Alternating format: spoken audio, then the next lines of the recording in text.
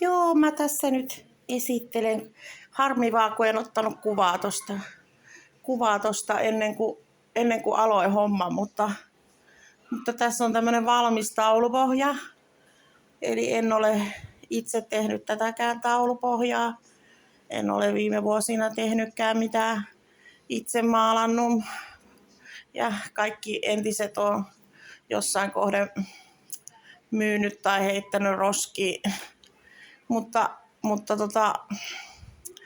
tää on tosiaan valmis ihan kaupan taulupohja ja tähän kanssa laitoin nyt noita, tulee tämmöistä 3-ulotteisuutta, kun on tuossa noita tommosia kukkasia tuossa sekä puissa että tuolla maassa noita keltaisia kukkasia ja sitten tommosia perhosia vielä tossa.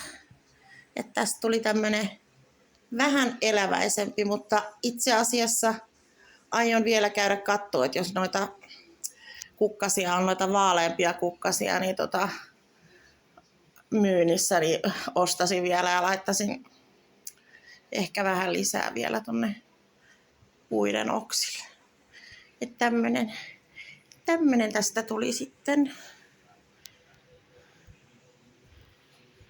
No.